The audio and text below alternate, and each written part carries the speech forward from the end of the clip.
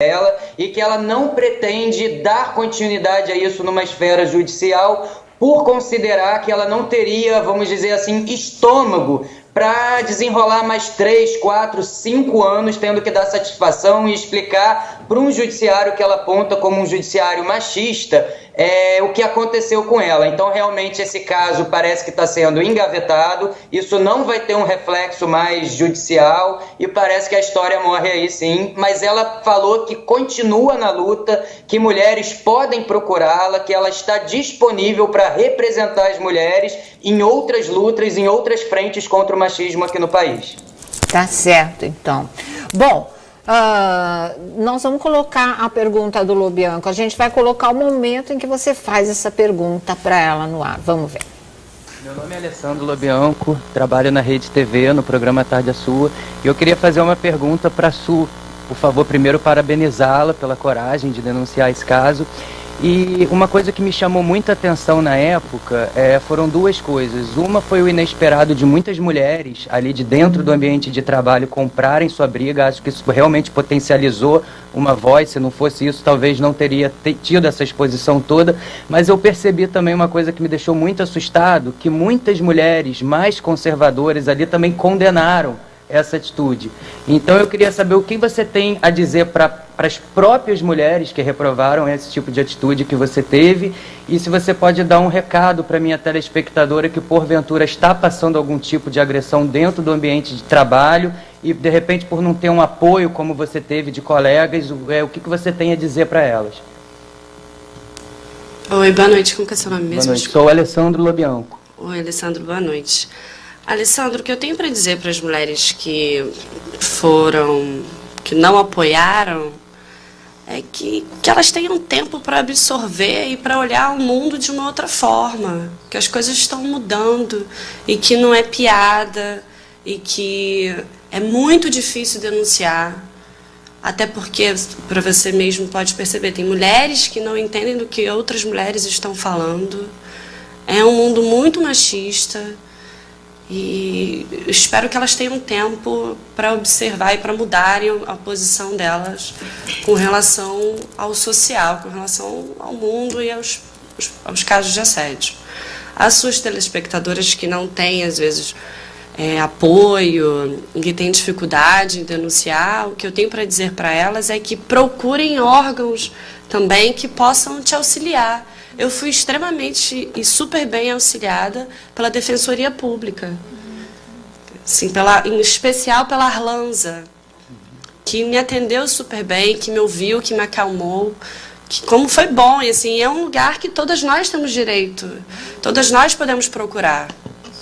Espero que todas elas tenham força, é doloroso, é difícil tomar essa decisão, mas é pior ser invisível, é pior sofrer o assédio. É melhor lutar por si do que continuar passando por isso. Eu sei que é difícil tomar a decisão, mas, cara, posso dizer com toda experiência, por quem passou, é melhor tirar de você. É melhor sair desse lugar de vítima. Sai do lugar de vítima, fala. Não sei qual é a realidade dessas mulheres, mas entende a sua realidade, o que você pode fazer.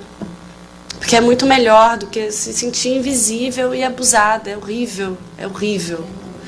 Boa sorte para elas. Obrigada. Obrigado a você, obrigado. Eu achei que ela usou duas expressões muito importantes. Você se sentir invisível e abusada, que é exatamente o que acontece com as mulheres vítimas de assédio sexual, assédio moral e vítimas de agressão física também, né? Sim, moral espancamentos, tentativas de homicídio, essa coisa toda, porque realmente você é invisível, né? Ou era totalmente invisível, agora as coisas estão mudando realmente, como a Sutonani falou. Diga, Marcinha. Eu só acho assim, ela falou de um jeito, eu vou falar do outro. Vão sim à delegacia, prestem denúncia sim, prestem queixa, porque tem que ser oficializado. Porque não adianta, ali uma delegacia não rolou, vai na outra. Em algum lugar você tem que oficializar esse crime que aconteceu. Não adianta a gente ficar falando, a gente tem que, e a lei tem que ser mais severa para todos os casos. Ah, não, não, mas ele é homem, ela deve ter facilitado. Então, a lei tem que ser mais efetiva também. É verdade. Sabe uma coisa que me chama muita atenção? É a criatividade do brasileiro para arrumar, para criar expressões, né, para definir ou justificar situações que a maior parte do público ou do povo não aceita. A Su vem agora com a tal sentença social. Ela não deu parte do Zé Maier, ela não fez o que as autoridades aconselham, não é? Porque ele já teve a sentença social, não é a sentença do juiz, não é a sentença da lei. A sentença social, o julgamento foi do público e o público condenou e a emissora já pediu desculpas. Para ela, a luta parou por aí. Tem o direito de pensar assim? Tem, mas também respeita a inteligência dos outros. Ela teve a sentença empresarial, porque do povo a gente não sabe, porque se ele estivesse fazendo a novela passada da Globo, talvez ninguém mais nem lembrasse disso. A verdade é essa. Então, a sentença da empresa, ele cada um julga de uma maneira, né? Essa sentença social. É óbvio. Uns querem matar, outros vão passar a mão na cabeça, outros falam, não vou mais assistir novela dele. Não vai me denunciar mesmo, dá muito trabalho, né? Sim. Essa coisa toda. As justificativas dela são assim, olha, o sistema é machista, então vai na delegacia da mulher. Fala lá, olha, eu não quero ser atendido por esse cidadão, por esse delegado. Sim, é um direito nosso, né? É o que ela fez, ela foi a Defensoria Pública, mas parou nisso. E aí a gente vai falar da outra fase já. Diga, Felipe. Sônia, eu não estou conseguindo entender algumas histórias. Por exemplo, ela falou de um ofício que o delegado espalhou, né? Que ele espalhou para as pessoas o ofício. Mas nós sabemos que nós estamos em uma era da internet, onde qualquer coisa que você coloque, isso se espalha de uma forma absurda e alguém teria postado, sendo e assim, nunca ninguém viu esse ofício. Sim, Felipe, não. Isso foi realmente divulgado. E foi divulgado no sentido que ela falou sim, como se fosse um documento que mostrasse que ela estava desistindo, porque na verdade ela estava fugindo. A história não era bem essa. Quando ela coloca esse tipo de coisa, ela está falando a verdade. Isso veio a público, isso foi publicado, isso realmente existiu. E a conotação dada foi essa mesmo, né? Não veio, não quis, não compareceu, não quis saber, desobedeceu, tudo porque está com medo, é ela que deve nessa história, não é ele, entendeu? Foi um posicionamento, um direcionamento completamente machista mesmo. E ela deveria, na minha opinião, ela deveria ter ido atrás disso com unhas e dentes, assim, não ter desistido em nenhum momento, assim, por mais, porque é muito... Também, Sônia, não é fácil, vamos dizer assim, entendeu? Mas quando você deita na possibilidade, porque são todos machistas, porque são todos... Você deita e fica deitado ali, o negócio acaba, passa e nada acontece. Verdade. Né? O que eu acho, gente, é o seguinte, para dar uma história, por que não me satisfaz esse tipo de explicação? Eu acho que metade da explicação dela impressiona, a gente entende o medo que ela teve, porque ela se viu forçada. E realmente, se isso acontecer, porque você pode, no momento que você se vê pressionada a fazer uma coisa 5 vezes, né? Policiais te visitam e te cobram esse tipo de coisa, você sente que tem alguma coisa estranha.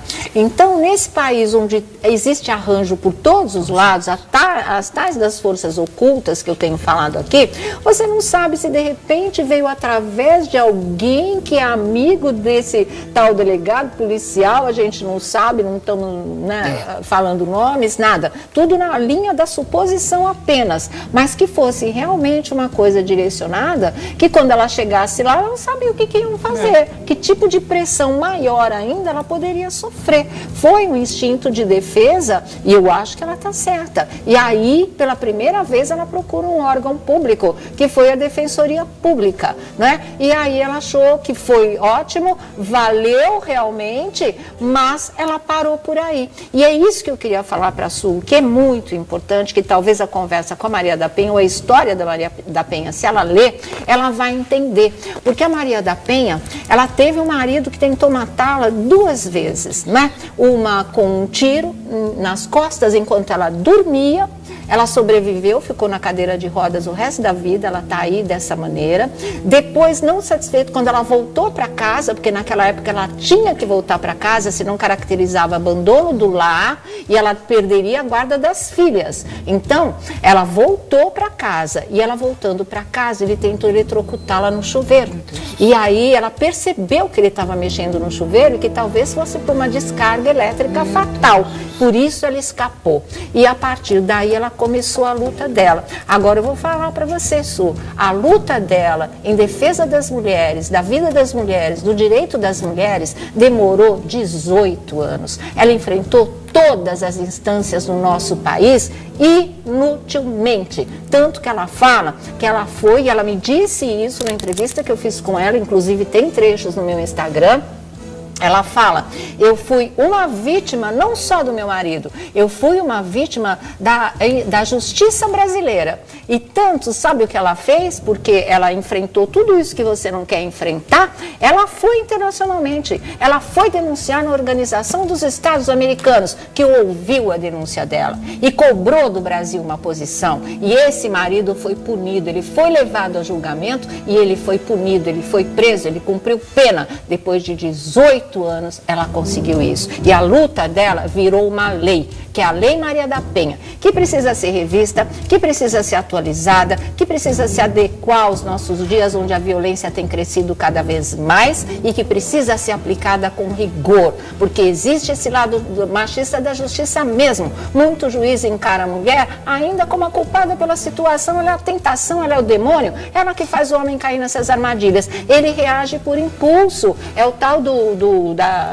impacto emocional, não é? Essa coisa toda. Ela não desistiu e é a ela que a gente deve o passo adiante que nós tivemos, que ainda demanda ser aperfeiçoado mesmo, mas não deixa de ser um avanço. Por quê? Porque ela não desistiu, ela não se sentiu cansada e nas vezes que ela se sentiu cansada, ela sempre pensava, as mulheres desse país precisam de mim, eu não quero mais ninguém passando pelo que eu passei, pagando pela própria vida, que é a história do slogan internacional contra a morte de mulheres, nenhuma a menos, ninguna a menos, não é? É bem esse tipo de coisa. Então, abre a cabeça, sai da sua zona de conforto, começou a luta, vai até o fim, porque eu acho que foi a maior mobilização que se teve em defesa de uma mulher, foi para você. A Maria da Penha não teve isso na época em que ela sofreu tudo que ela sofreu, em que ela iniciou a luta dela. Imagina você com todo esse apoio. Você não quer ser uma Maria da Penha, você não quer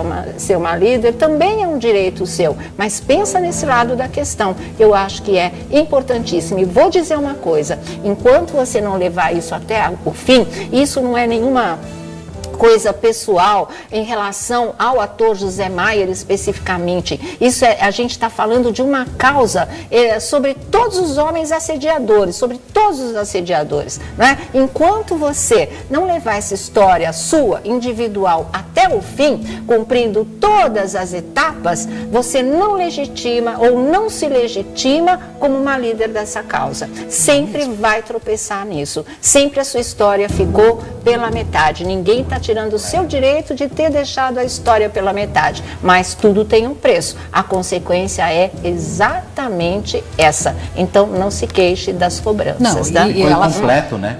E ela fala que o sistema é machista, mas não é todo mundo ali que é machista, né? Tem grandes homens que compram a causa. Tem muitas mulheres agora no sistema, muitas mulheres. E o que a gente está vendo no nosso país, não vamos falar de política, mas assim, politicamente, grandes decisões que têm sido tomadas, importantíssimas, têm sido pelas nossas ministras, não é? Tem sido por elas que as coisas têm mudado. Então vamos botar fé nas mulheres também. Vamos à luta de verdade, tá? Independente de quem seja. Isso ela mesma falou. Famoso, não famoso, pessoa da família, quem for, vai lá e denuncia. E é isso que ela não fez, infelizmente. Importante, né? O papel da Sutonani foi muito importante porque levantou toda a poeira, né? Não só no caso do Zé Maier, mas enfim, com toda a questão, trouxe o feminismo mais latente, vamos dizer assim. Ela também ajudou demais, ela também Mas, então, eu acho que ela também, ela não pode deixar a história, como você mesma disse, deixar a história incompleta, né? Porque até que ponto ela deixa de desencorajar também, como o próprio Vlad também já disse, né? Desencoraja as outras mulheres de tomarem outras decisões, de irem em busca realmente dos seus direitos ou das suas, né, obrigações. E o povo fica de pé e mão atado, sem saber qual será o... É aquela coisa, você imagina que você assiste uma novela, você pega e fica lá assistindo 8 meses uma novela, aí no final não tem final, né? Aí você fala assim, cadê o último capítulo, gente? É isso aí, viu? Bom, antes da gente ouvir a opinião de Márcia Piovesan, do Vladimir Alves também, eu vou chamar a repórter aqui da Rede TV, a Carola Giongo, do TV Fama, que fez a pergunta fundamental para a Sutonani, também uma delas, né? Vamos lá, mas é a que o público mais queria fazer. A Suela preferiu não formalizar, né, não ir adiante. As mulheres ainda se sentem muito prejudicadas de formalizar, de ir adiante com essa denúncia. No caso da Su, se sentiu pressionada ou alguma coisa te fez não ir adiante? E como é que o mercado te recebeu depois que você fez essa denúncia? Oi, boa noite. Particularmente, eu não sofri com o mercado depois. O meu lugar quanto figurinista, que eu exerço, que eu trabalho, que eu construo, vem do meu trabalho. No meu caso, eu não fui prejudicada profissionalmente. E sim, acho que se em algum momento eu pensei em entrar com um processo e ir para as vias jurídicas, eu fui extremamente inibida por um delegado que me perseguiu logo após a minha denúncia, que me intimou 5 vezes no meu endereço residencial, com 2 policiais, querendo me forçar a depor na delegacia dele. Eu tive que ir até a Defensoria Pública, que emitiu um ofício dizendo que, caso eu fosse entrar com uma ação, eu iria até uma delegacia da mulher para poder fazer isso. E esse cara imediatamente jogou esse ofício na mídia, que foi distorcendo e mudando o foco da história.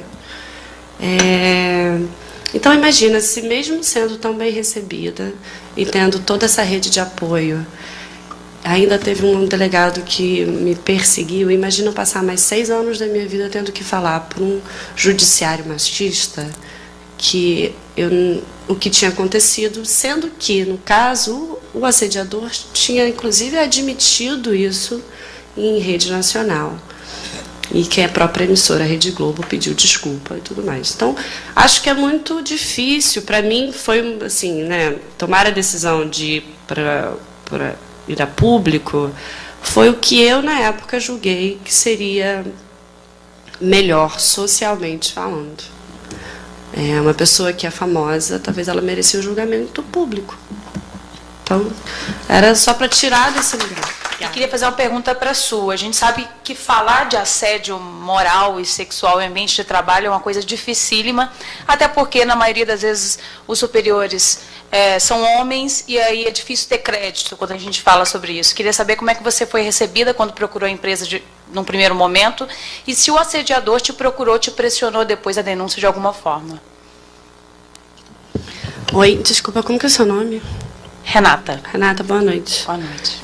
Não, Renata, eu não fui procurada pelo assediador nem por advogado em nenhum momento. Mas acho que isso também não é o foco da questão. Acho que o que a gente tem que falar novamente foi o que eu disse anteriormente, as empresas não estão preparadas. A Rede Globo fez o que na época havia para ser feito, no que eles tinham de experiência. Eles me encaminharam para todos os departamentos, eu fui ouvida por vários departamentos dentro da empresa. Mas, infelizmente, de novo, isso não é um problema da Rede Globo, isso é um problema do nosso país. As empresas não estão preparadas para lidar com o assédio. E acho que é isso, assim, que eu posso te responder. Sim, eu fui na Rede Globo, eu fui ouvida por eles, mas não havia um protocolo, não tinha ainda uma forma de lidar com o assédio. Acho que isso está mudando e que, bom, vamos caminhar para isso. Aí, essa última pergunta foi feita pela Renata Loures, né? Renata Loures, da Rede Record, de televisão. É como disse a Su, vamos lutar para isso, né? Para fechar, fica uma dúvida também. Quando esse delegado procurou ela a primeira vez, oferecendo para ela prestar depoimento e a queixa, por que será que ela não aceitou? Não sei, né? Ele procurou 5 vezes. Ele procurou 5, aí vira insistência. Mas e a primeira? Eu fiquei com essa pulga atrás da orelha. Por que será que ele ofereceu? A pergunta da Márcia Pelvezan, com toda certeza. Ele procurou, quer prestar? Ela falou não, aí ele ficou insistindo, aí também já ficou chato. Mas por que não topou a primeira vez? A gente fica com esse ponto de interrogação. Ela falou que não gostou da abordagem do delegado, mas existe a polícia da polícia, que é a corregedoria. E lá na porta, de onde ela fosse, em qualquer órgão público, onde ela fosse denunciar, teria imprensa lá na porta. Era só aproveitar e denunciar o cidadão que estava abusando também lá dentro. Acabou. Não sei como ela não enxergou o lado da imprensa ao lado da verdade nesse caso. Tá certo, viu? Felipe, só para fechar? Não, Sônia, eu não tenho absolutamente nada assim no... Desistiu também? Não, eu acho que tudo que eu disse, eu acho que entrou e eu formei algumas conclusões, mas eu acho que agora... Tomara que não termine em pizza, né? Mais uma vez, né? Tomara já terminou, essa parte já terminou. Então... Eu acho que ficou muito claro para o Zé Maia, ele pode agora dormir tranquilo, que a parte criminal não vai existir. Então tomara que outras mulheres não tomem a mesma atitude. Né? Aí tá e levem a história adiante, sim. Principalmente que os homens vejam isso como exemplo e não façam nunca mais, né? Exatamente. Principalmente. Né? Porque, olha aí, as consequências podem homens ser... e mulheres, né? Eu sempre falo muito, porque tem muita mulher também que assedia, não pode. A gente tá focando na maioria, claro. né? Gente, olha, vou dar uns recadinhos aqui. A gente que acontece mesmo, sabe por quê?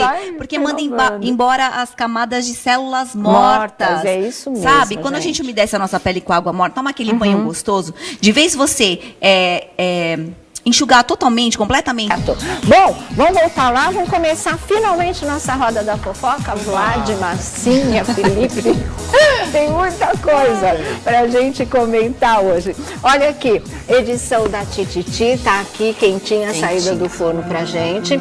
Márcia Pelvezan trazendo, Laureta mata Remy com requintes de crueldade. É a manchete dessa edição com a foto da Adriana Esteves, o casal, do Vladimir Brista. O casal, o casal. Marido e mulher na vida real, eles vão ter esse momento crucial e decisivo na novela. Agora, tinha aquela dúvida do que vai virar o Quem Matou o Remy, sim, né? Não, Tititi já tá contando que é a Laureta, mas vai ter um outro Quem Matou, e esse sim vai valer mesmo, que é o do Roberval. É o do Roberval, né? Aí sim, porque tá muito na cara que é ela que vai fazer, a gente já tá sabendo, né? Já tá contando porque aqui. A Laureta também? Aqui, a Laureta é relacionada ao Remy. Isso.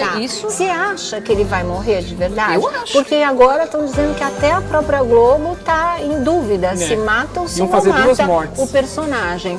Duas mortes ele vai ter, né? Espancado no apartamento da Carola, enrolado no tapete, pensa que ele morreu, ele não morreu. Mas isso é quem faz é a Carola. É a Carola. É a Carola, ela manda um comparsa lá fazer isso e tal, aí ele consegue escapar de novo, né? Sim. Ficou perdido lá na ilha, aquela coisa. E aí vem a facada. Exatamente, mas ele não morre, mas aí depois sim, a facada é da Laureta. A facada é a Laureta. É a Laureta, aí ela mata. Ela mata. Em princípio, né, na segunda vez ele morreria. Primeira passa por morto, e aí morre. Vai ter uma briga de foice, porque a Carola vai se voltar contra a Laureta. É mesmo? Aí começa uma guerra entre as duas. Vai ter uma cena, luta, né? Eu até comentei na primeira página, não sei se foi ontem, porque a novela tá muito violenta mesmo, né? Muito violenta. Você está aqui no nosso editorial da Tititi. Por quê? Porque eu repiquei tudo que você falou, porque eu concordo. Muito. Isso, muita violência, pouco amor, não é o que você falou. Exatamente, é muita violência e pouco amor. Porque em função da Carola ter mandado matá-lo e ele não morrer, o que acontece? Ele se vinga torturando cruelmente a Carola e ameaçando, fica com ela pendurada, ameaçando, joga, não é? Da janela. Você acha que não? Não tem essa informação, não. Eu tenho, você não tem. Eu tenho essa história. Você tem, então você é fonte segura. Então pode acreditar. Vamos ver, mas você acha que não é assim? Você acha que não vai ter? Porque isso também me motivou a falar da cena, porque, pelo amor de Deus, até cena de tortura, de jogar alguém pela sacada, dizendo que isso é um link com a realidade por causa do caso. Tiraram essa cena. Tiraram? A Globo já tirou essa cena. Eles tiraram. Tiraram essa cena. Muito forte. Que é isso, gente? Agora, naquele mesmo dia, um pouquinho depois, quando o programa estava acabando, chegou a informação lá do Projac de que, por conta desta relação com a vida real, eles tiraram justamente essa parte aí que lembra aquele caso lá do rapaz com a moça. Horroroso. É lógico, né? Lá em Santa Catarina. E outra coisa, me esclareça, se for possível, que novela é um balaio de gato, né, gente? Nossa, é essa. O Remy, quando ele escapa dessa primeira tentativa de morte da Carola e jogam ele lá na mata, na floresta, é verdade que é lá que ele vai enterrar toda a fortuna do Beto? Ele esconde 15 lá. milhões? Ele enterra o dinheiro? Ele esconde uma parte lá. Eu acho que não é tudo, não. Só que aí ele volta. Imagina, ela acha que ele morreu. E ele chega na frente dela e fala, eu quero metade do dinheiro, eu quero metade da tua fortuna. Então aí que não tem a cena da tortura, mas que é uma pressão violenta que ele faz. Ali vai ser uma cena falar que é o Tintim, que é o... Ele fala, eu vou contar pra Luzia que o Valentim é filho dela. E aí começa toda aquela jogada de novo pra ele não contar e depois acaba tendo a morte. No capítulo 100, né? Que tem toda essa reviravolta. E a Luzia vai ficar sabendo que é mãe do Valentim, enfim. Essas coisas vão começar a se desenrolar a partir do capítulo 100. Nossa, tudo isso mas essa já vai entrar no 100. Caramba. Passa rápido, né? Passa muito rápido. Mas eu tenho uma sensação dessa novela que ela vai e volta nas situações. A gente acaba... A gente já tá vi com a isso. sensação de que tá perdido, né? Você vê a mesma situação também se repetir com vários personagens na mesma novela, né? A situação é a mesma, só muda os personagens. É estranho. Você estava, segunda-feira você estava falando, eu estava fechando a edição e aí eu me toquei. Até os caras legais da novela tem sujeira. A Zefinha, né, que a gente gosta tanto, mas a Zefinha esconde que o filho que o filho ela é vai se dela. rebelar contra a Luzia, Severo, né? depois da ela vai obrigar, quer saber o pior? Ela vai obrigar ele a comer buchada. Ai, meu Deus do céu. Porque ele vai trabalhar na casa do Roberval, ele vai perder a mansão, ele vai trabalhar na casa do Roberval. E aí ele humilha ela fala, não vou mais ser humilhada por você. E ela prepara uma buchada. E é a vingança. Ela fala, você vai raspar o prato, que é o que nós temos de comida. É engraçado. Meu Deus do céu. E agora, o Beto, que é um meio panaca, meio não, ele é inteiro panaca. Mas ele é um 7-1 assim, também. Como era o Jorginho, o personagem do Cauã Raymond em Avenida Brasil, ele era um pastel, ele era a mocinha da história. O Tufão era outro. O Beto tá igual. Ou panaquice que dói. E ele vai pegar o Remy com a Luzia com pouca roupa na cama. A Luzia vai estar sendo chantageada pelo Remy.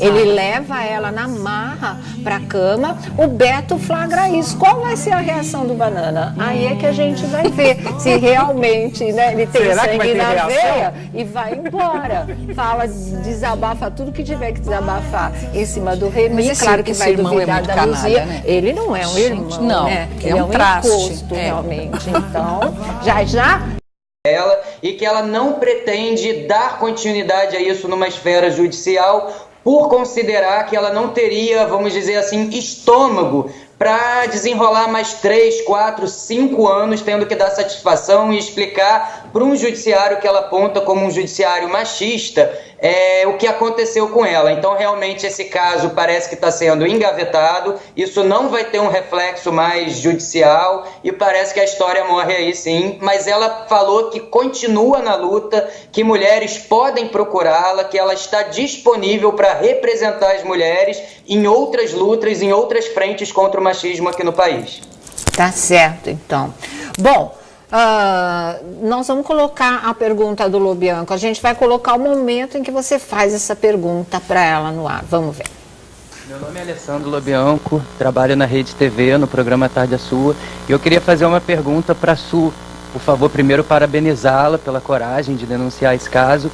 E uma coisa que me chamou muita atenção na época foram duas coisas. Uma foi o inesperado de muitas mulheres ali de dentro do ambiente de trabalho comprarem sua briga. Acho que isso realmente potencializou uma voz. Se não fosse isso, talvez não teria tido essa exposição toda.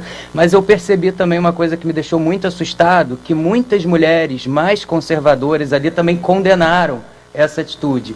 Então eu queria saber o que você tem a dizer para as próprias mulheres que reprovaram esse tipo de atitude que você teve, e se você pode dar um recado para minha telespectadora que porventura está passando algum tipo de agressão dentro do ambiente de trabalho e de repente por não ter um apoio como você teve de colegas, o que você tem a dizer para elas?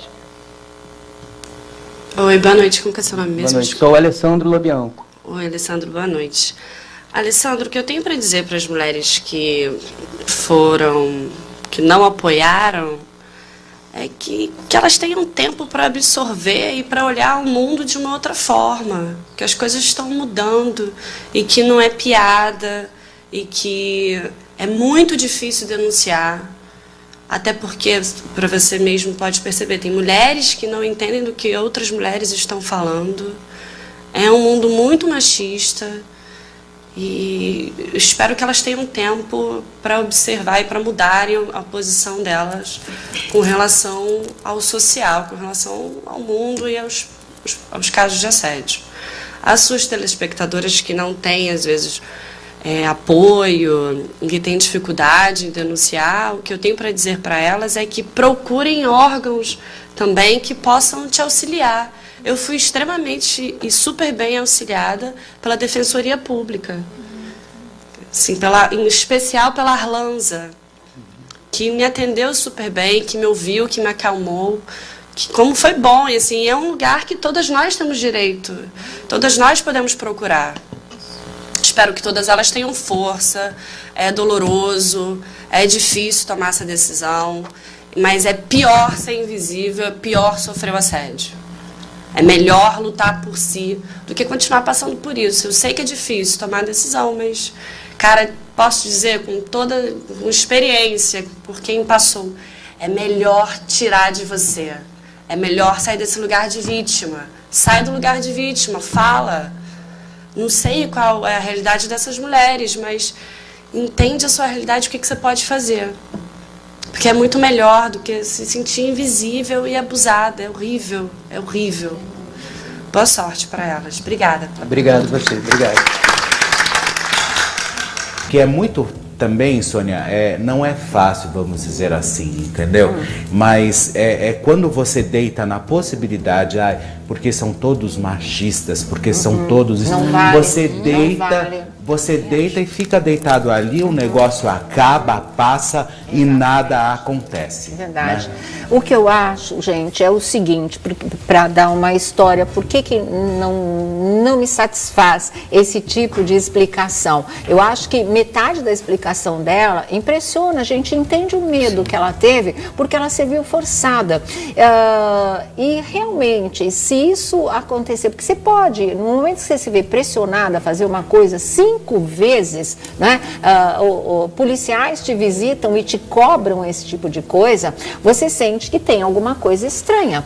Então, nesse país onde existe arranjo por todos os lados, as tais das forças ocultas que eu tenho falado aqui, você não sabe se de repente veio através de alguém que é amigo desse tal delegado policial, a gente não sabe, não estamos, né, falando nomes, nada. Tudo na linha da suposição apenas, mas que fosse realmente uma coisa direcionada, que quando ela chegasse lá, ela não sabia o que iam fazer, que tipo de pressão maior ainda ela poderia sofrer. Foi um instinto de defesa e eu acho que ela está certa. E aí, pela primeira vez, ela procura um órgão público, que foi a Defensoria Pública, né? E aí ela achou que foi ótimo, valeu realmente, mas ela parou por aí. E é isso que eu queria falar para a Su, que é muito importante, que talvez a conversa com a Maria da Penha, ou a história da Maria da Penha, se ela ler, ela vai entender.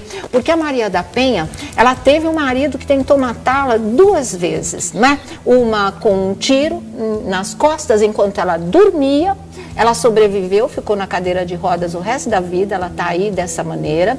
Depois, não satisfeita, quando ela voltou para casa, porque naquela época ela tinha que voltar para casa, senão caracterizava abandono do lar e ela perderia a guarda das filhas. Então, ela voltou para casa e ela voltando para casa, ele tentou eletrocutá-la no chuveiro.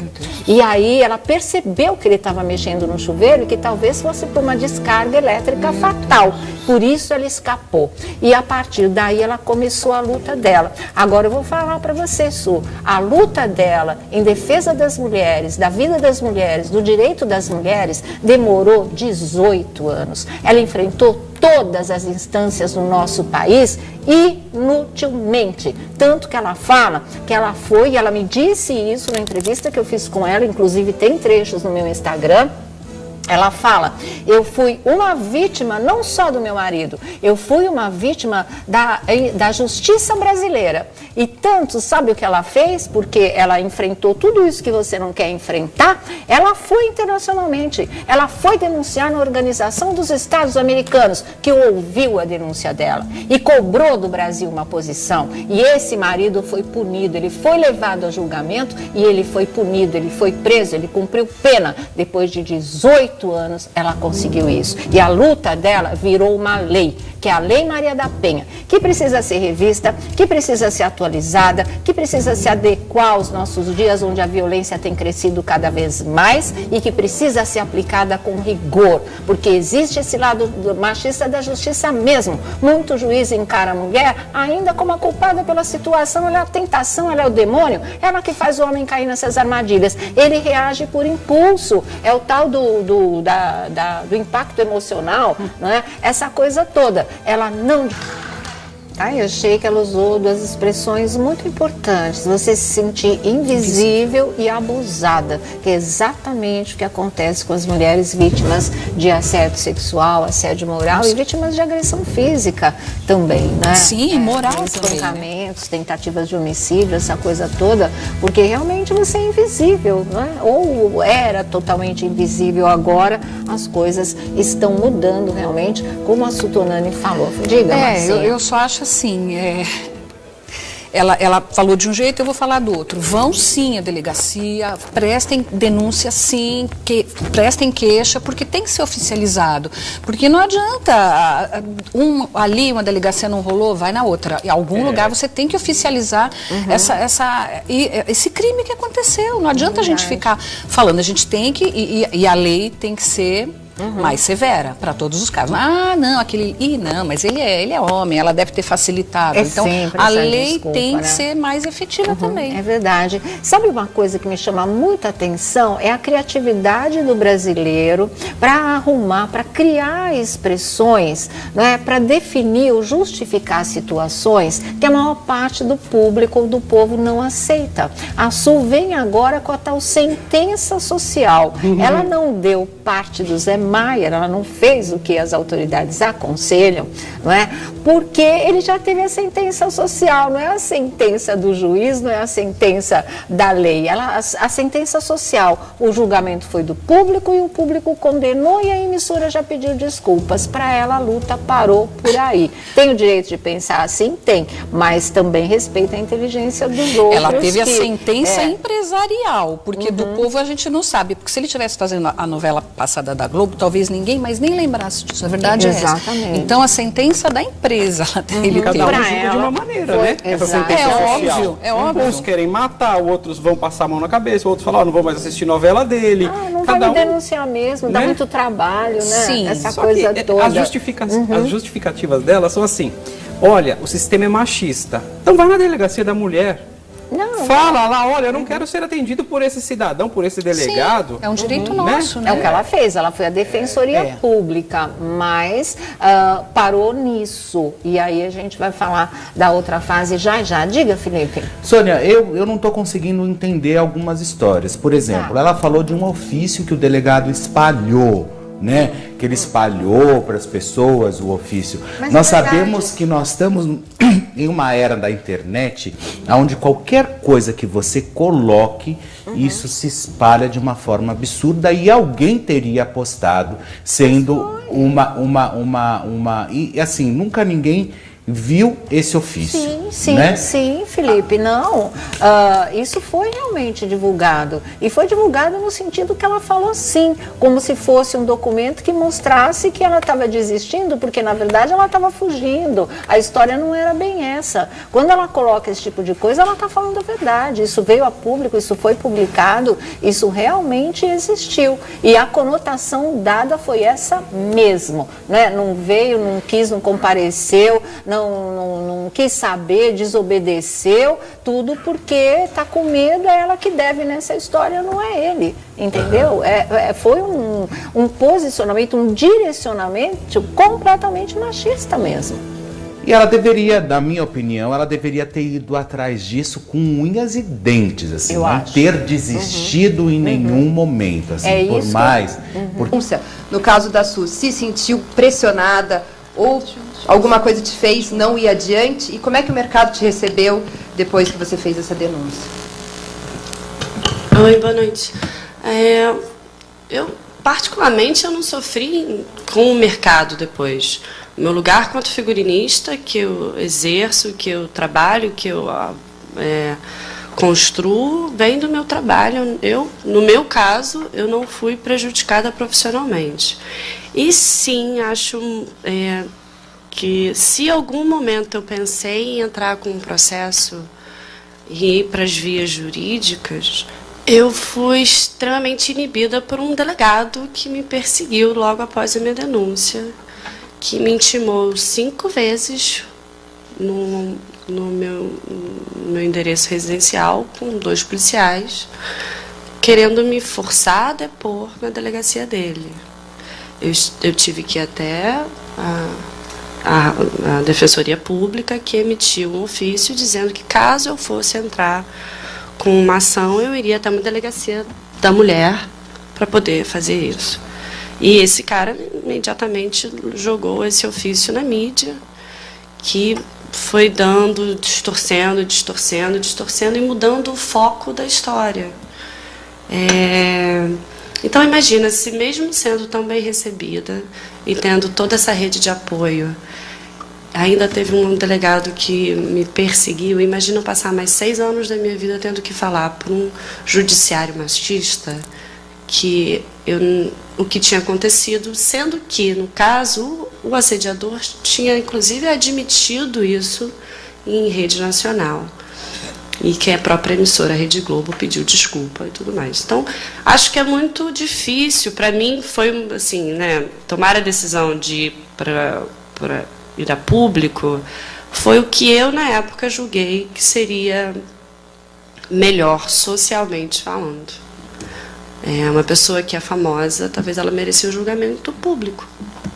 Então, era só para tirar desse lugar. Eu queria fazer uma pergunta para a Su. A gente sabe que falar de assédio moral e sexual em ambiente de trabalho é uma coisa dificílima, até porque, na maioria das vezes, os superiores são homens e aí é difícil ter crédito quando a gente fala sobre isso. Queria saber como é que você foi recebida quando procurou a empresa num primeiro momento e se o assediador te procurou, te pressionou depois da denúncia de alguma forma. Oi, desculpa, como que é o seu nome? Renata. Renata, boa noite. Boa noite. Não, Renata, eu não fui procurada pelo assediador nem por advogado em nenhum momento. Mas acho que isso também não é o foco da questão. Acho que o que a gente tem que falar novamente foi o que eu disse anteriormente, as empresas não estão preparadas. A Rede Globo fez o que na época havia para ser feito, no que eles tinham de experiência. Eles me encaminharam para todos os departamentos, eu fui ouvida por vários departamentos dentro da empresa. Mas, infelizmente, de novo, isso não é um problema da Rede Globo, isso é um problema do nosso país. As empresas não estão preparadas para lidar com o assédio. E acho que é isso, assim, que eu posso te responder. Sim, eu fui na Rede Globo, eu fui ouvida por eles, mas não havia um protocolo, não tinha ainda uma forma de lidar com o assédio. Acho que isso está mudando e que, bom, vamos caminhar para isso. Aí, essa última pergunta foi feita pela Renata Loures, né? Renata Loures, da Rede Record, existiu. E é a ela que a gente deve o passo adiante que nós tivemos, que ainda demanda ser aperfeiçoado mesmo, mas não deixa de ser um avanço. Por quê? Porque ela não desistiu, ela não se sentiu cansada. E nas vezes que ela se sentiu cansada, ela sempre pensava, as mulheres desse país precisam de mim, eu não quero mais ninguém passando pelo que eu passei, pagando pela própria vida, que é a história do slogan internacional contra a morte de mulheres, nenhuma a menos, ninguna a menos, não é? É bem esse tipo de coisa. Então, abre a cabeça, sai da sua zona de conforto, começou a luta, vai até o fim, porque eu acho que foi a maior mobilização que se teve em defesa de uma mulher, foi para você. A Maria da Penha não teve isso na época em que ela sofreu tudo que ela sofreu, em que ela iniciou a luta dela. Imagina você com todo esse apoio. Você não quer ser uma Maria da Penha, você não quer ser uma líder, também é um direito seu, mas pensa nesse lado da questão. Eu acho que é importantíssimo. E vou dizer uma coisa, enquanto você não levar isso até o fim, isso não é nenhuma coisa pessoal em relação ao ator José Maier especificamente. Isso a gente está falando de uma causa sobre todos os homens assediadores, sobre todos os assediadores, né? Enquanto você não levar essa história sua, individual, até o fim, cumprindo todas as etapas, você não legitima ou não se legitima como uma líder dessa causa. Sempre vai tropeçar nisso. Sempre a sua história ficou pela metade. Ninguém está tirando o seu direito de ter deixado a história pela metade, mas tudo tem um preço. A consequência é exatamente essa. Então, não se queixe das cobranças. Não, e ela completo, né?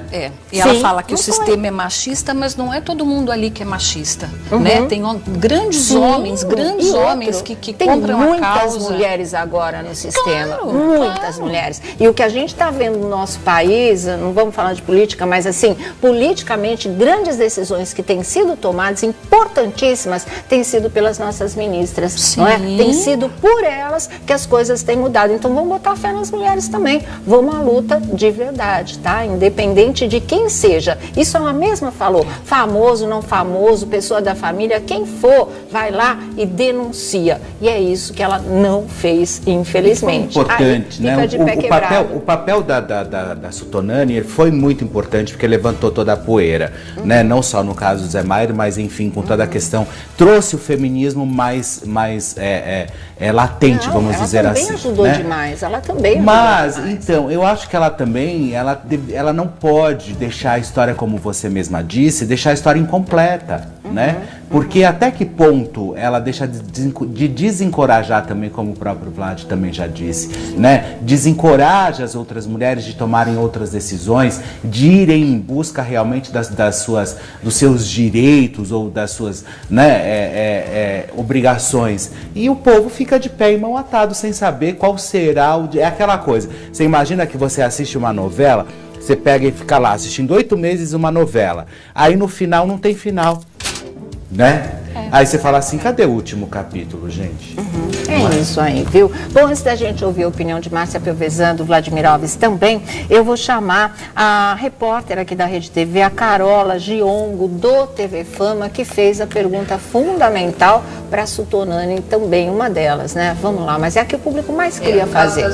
Ela preferiu não formalizar, né, não ir adiante. As mulheres ainda se sentem muito prejudicadas de formalizar, de ir adiante com essa denúncia.